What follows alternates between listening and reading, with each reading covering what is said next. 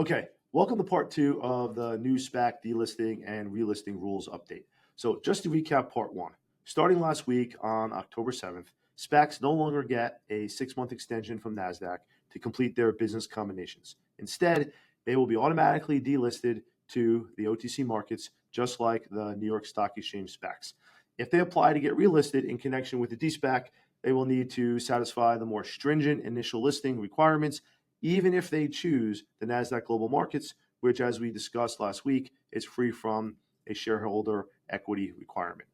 So when restructuring or structuring the de-SPAC transaction, it is crucial to take into account the way Nasdaq will view the combined entity upon making a listing application. And that is either as a new registrant with no trading history or as a continuing registrant where certain trading volumes on the OTC markets are required to get relisted on Nasdaq. And this is where part two of this update picks up. Let's talk about the three most common de-SPAC merger structures and how Nasdaq will view them upon making a listing application. This is really the most important part, how Nasdaq will view the merger structure when you apply for listing. The first one is when the SPAC acquires the target operating company. That will require a symbol and name change, and historical trading data of the SPAC will carry over to the OTC markets, meaning Nasdaq will view the surviving entity as just a continuation of an ongoing listing, expecting it to be quoted and traded on the OTC markets.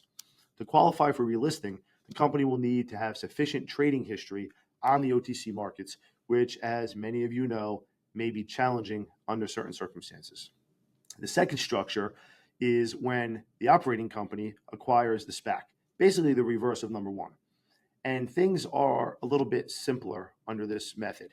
The combined entity will be issued a new CUSIP number by DTC, and it will be viewed by Nasdaq as a new registrant, meaning Nasdaq will not require the SPAC to trade on the OTC markets, and the combined entity can relist by meeting the initial listing requirements, a lot like a IPO listing application.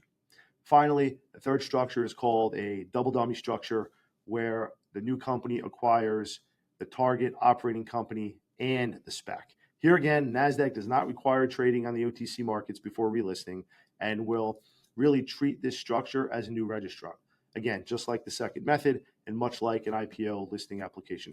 So there you have it, the three general types of de-SPAC business combination structures to use and their real-world applications and consequences on your new listing application with Nasdaq post your OTC markets business combination.